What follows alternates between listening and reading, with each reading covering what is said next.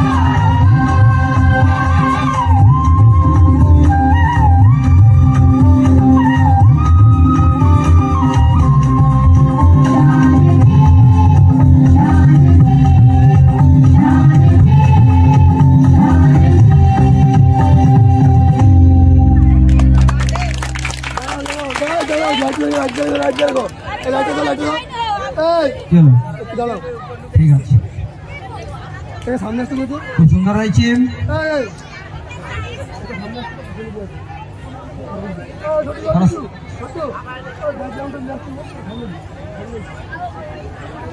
এই ব্যাকগ্রাউন্ডটা দাও।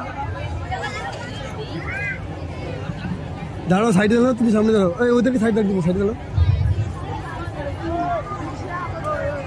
এই চলে আসো, লাইটটা দাও, বেশি লাইটটা দাও। তাকাও তাকাও, এদিকে তাকাও, সবাই তাকাও।